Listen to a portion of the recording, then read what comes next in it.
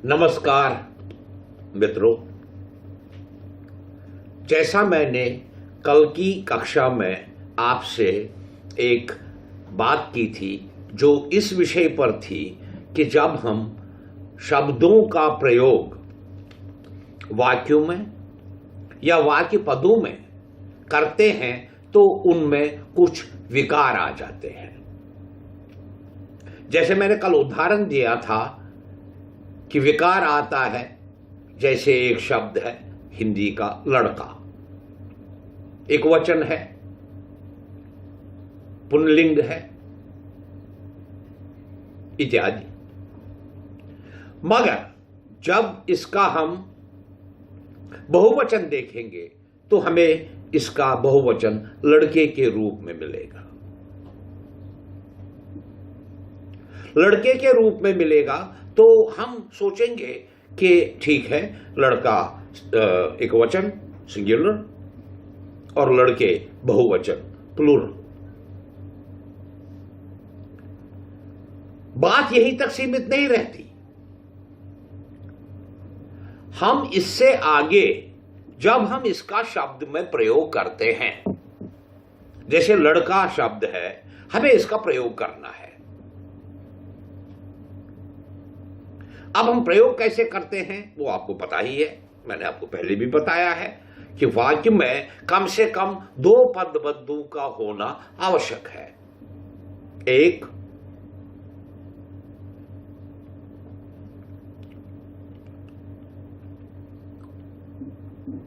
संज्ञा पदबंध और एक क्रियापदबंध।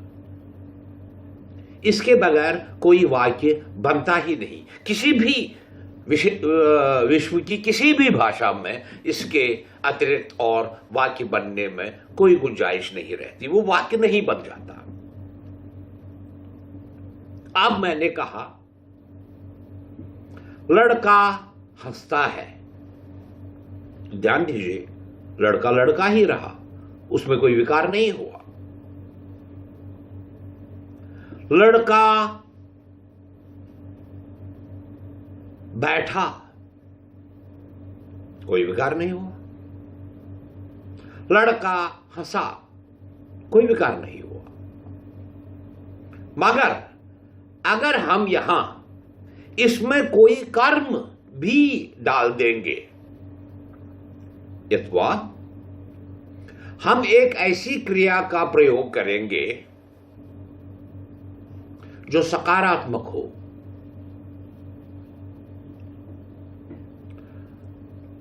सकारात्मक हो, जैसे खाना खाया, इसमें भूतकाल है और अब हमें यह जताना है कि लड़के ने 2 बजे खाना खाया या खाली लड़के ने खाना खाया। मगर आप यहां देखिए, लड़का लड़का नहीं रहा, उसका विकार हो गया और वो लड़के बन गया।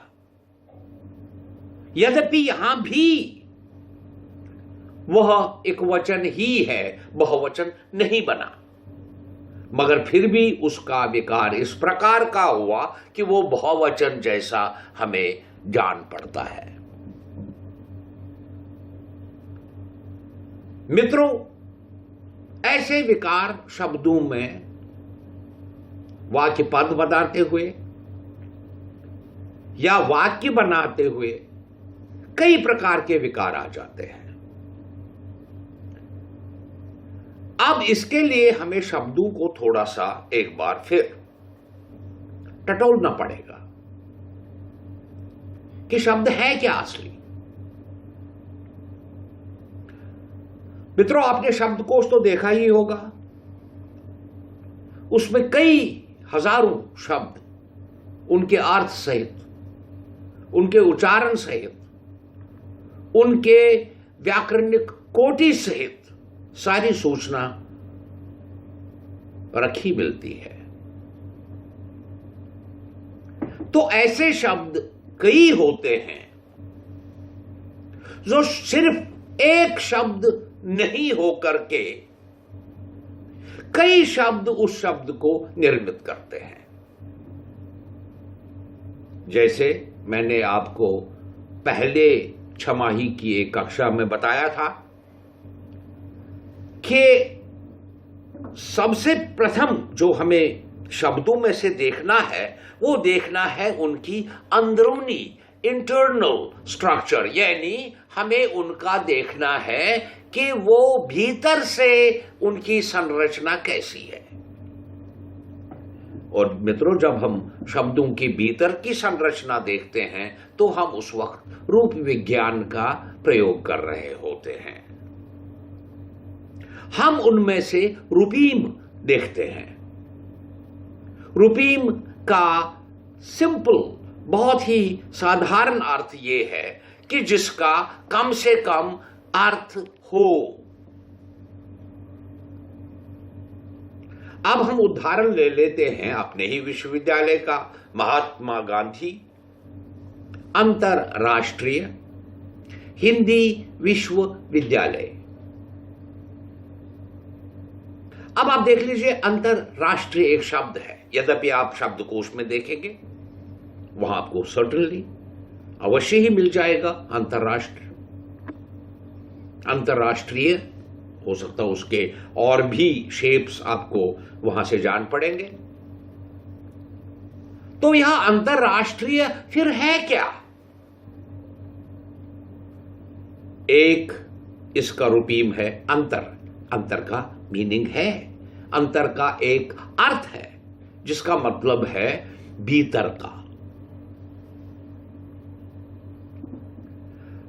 दूसरा इसमें है, दूसरा रूपीम राष्ट्र, जो राष्ट्र होता ही है, आपको तो उसका अर्थ पता ही है। तो अब हम जब दो इन रूपीमों को जोड़कर, जो रूपीम होते हुए साथ ही में पूर्ण शब्द भी हैं, यद्यपि आप शब्दकोश में अंतर शब्द का अर्थ देखेंगे तो आपको मिल जाएगा, कई अर्थ इसके मिल जाएंगे। और यद्यपि आप फिर राष्ट्र देखेंगे उसका भी अर्थ मिल जाएगा।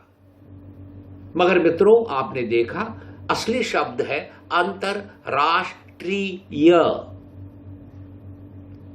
तो ये जो है ये भी एक रूपीम है, इसका भी एक अर्थ है, मगर उसका शाब्दिक अर्थ न हो करके उसका एक व्याकरणिक अर्थ है। व्याकरणिक अर्थ का मतलब यह होता है कि उसका आप शब्दकोश में अर्थ नहीं पा सकते। तो ये जो यह है ये भी एक रूपीम है, यानी तीन रूपीमों से जुड़कर ये शब्द अंतरराष्ट्रीय निर्माण हुआ है। तो मित्रों, शब्दों के इस माया जाल को समझने के लिए आज की कक्षा में मैं आपको दो चार बातें बताना चाहूंगा। हिंदी में ऐसे कई शब्द हैं जो कई शब्दों का या कई शब्दों का जो अर्थ समझाते हैं। जैसे न दिखाई देने वाला, अदृश्य, जिसका कोई कीमत ही ना हो, जिसका कोई मूल्य ही ना हो, अमूल्य। तो इस प्रकार हम शब्दों का निर्माण भाषा में करते रहते हैं। ये कोई हिंदी की ही कोई विशेषता नहीं है। जितनी भी विश्व की भाषाएं हैं उनमें ये अनिवार्य है कि हम शब्द निर्माण करते ही रहते हैं। यद्यपि आप अंग्रेजी को देखेंगे, वहां एक विशेष जो उनकी संज्ञा शब्द हैं उनकी भाषा के, वो लगभग सभी क्रिया में भी प्रयोग होते हैं।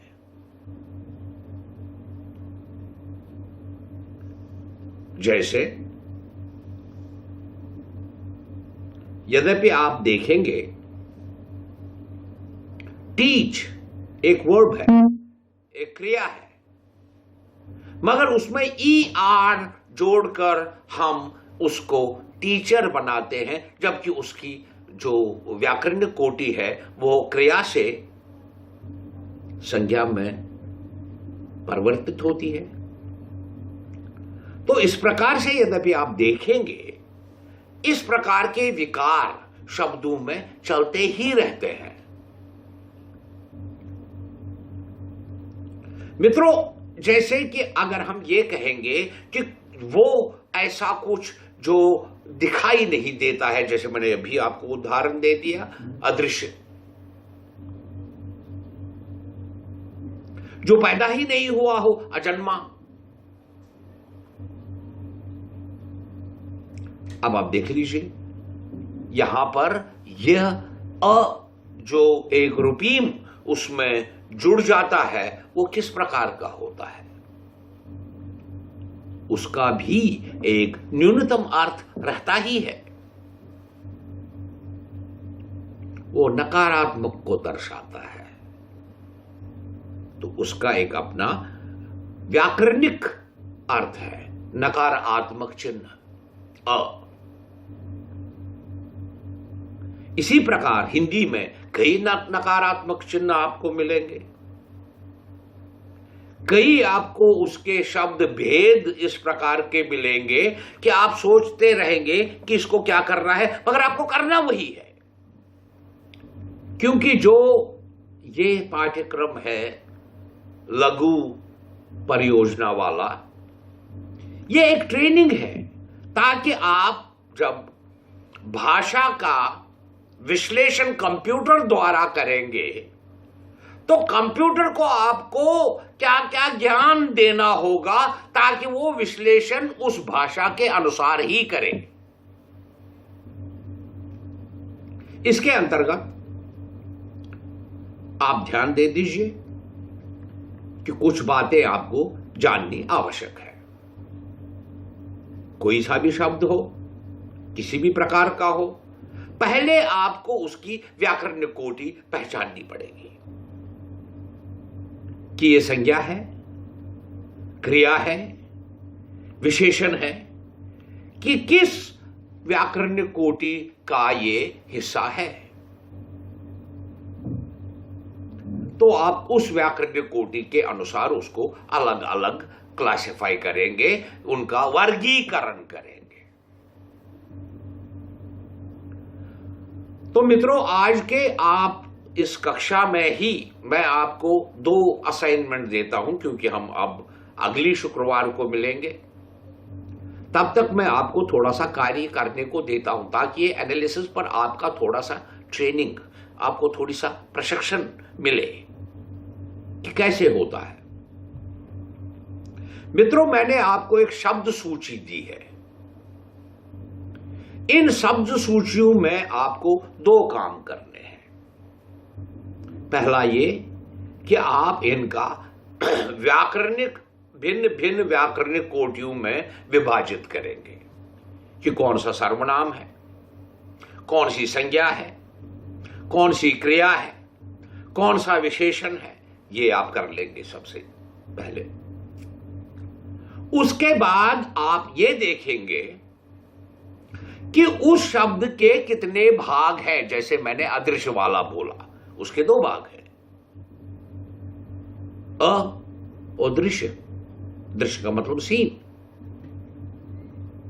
इसी प्रकार आप ये देखेंगे, इसमें आप अपने हिसाब से इसको भिन्न भिन्न व्याकरणिक कोटियों में डालेंगे और फिर आप यह देखेंगे कि ये जो शब्दों के भिन्न चिन्ह होते हैं, कुछ जो पहले लगते हैं जिनको प्रीफिक्स कहते हैं, प्रीफिक्स को हिंदी में उपसर्ग और प्रत्यय, यानी अगर शब्द के अंत पर है तो प्रत्यय, पहले है तो उपसर्ग के रूप में आपको वहां पर प्रतीत होते हैं। तो मित्रों, आज के इस कक्षा में आपको ये 2 काम करने हैं। शब्दों को पहले भिन्न भिन्न व्याकरण कोटियों में बांटना है। और दूसरा काम आपको ये करना है कि उसके भिन्न भिन्न रूपीम जो हैं, जैसे अदृश्य में अ और दृश्य दो है, अ का मतलब है नकारात्मक चिन्ह,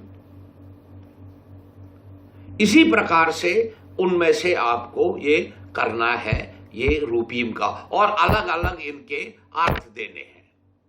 यानी आपको एक प्रकार का रूपीमिक विश्लेषण करना है, ताकि आप देखेंगे कि जब आप ये रूपीमिक विश्लेषण करते होंगे तो आपको इनमें कुछ न कुछ ऐसा पैटर्न काम करता हुआ दिखाई देगा, जैसे आपको अ के लिए दिखाई दिया, ये दृश्य के लिए ही अ नहीं लगता, असभ्य,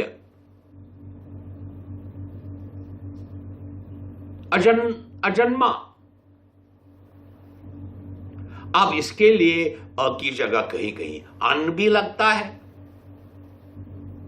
जैसे अनपढ़, अनजान इत्यादि। तो उस प्रकार से आप इनका वर्गीकरण करेंगे और फिर रूपीमिक विश्लेषण भी करेंगे। और हमने आपकी सुविधा के लिए जो हमारे पास अभी के एक दो सूचियां हैं, जिनमें एक तो जनरल है जिसमें आपका कोई विस्तार नहीं दिया गया है, वो है, दूसरा वो है जो हम आपको व्याकरणिक कोटि क्रिया के अंतर्गत क्रियापद के हिसाब से आपको समझाने का प्रयास करेंगे। वो तो पहले ही चिन्हित हैं, क्रियापद हैं, उनमें आपको यह देखना है कि उनमें यद्यपि हम वाक्य में प्रयोग करते हैं उनका, उन्हीं शब्दों का, क्रियापद शब्दों का, तो वाक्य में वो कैसा व्यवहार करते हैं, क्या उनमें कुछ विकार होते हैं? मित्रों, ये आप देखेंगे तो आपको थोड़ी सी रुचि इसमें बढ़ने लग जाएगी, और साथ ही साथ आप लोग आगे के अनुसंधान के लिए भी तैयार हो जाएंगे। आपको इसमें कई ऐसे अवसर मिलेंगे जहां आप खुद सोचेंगे, खुद सोचकर इसका विश्लेषण भी करेंगे, क्योंकि खुद इस पर विचार करने के बाद इसमें कुछ खोजना यह रुचिकार होता है, बहुत ही रुचिकर भी रहता है। तो मित्रों, आपके मूडल पर आप एक्सेस कीजिए, आपको ये दोनों शब्द सूचियां मिलेंगी, लिखित में मिलेंगी, और उसके साथ साथ उनका करना क्या है ये भी आपको बताया जाएगा। मूडल में यह सुविधा है कि वहां कुछ प्रश्न उसके साथ ही समीप दिए जा सकते हैं। पहले आपको वर्ड लिस्ट मिलेगा, उसके समीप ही आपको उस पर करना क्या है वो भी पता लग जाएगा। तो मुझे लगता है कि अगले शुक्रवार तक हमारे पास पर्याप्त समय है, और आज ये बहुत ज्यादा काम भी नहीं है। ऐसे काम करने से आपको इस लघु परियोजना में आपकी परीक्षा तक का सारा जो गणित रहेगा वही आपके ग्रेड्स के तौर पर आपको दिया जाएगा। धन्यवाद। अगले शुक्रवार को फिर भेंट होगी। नमस्कार।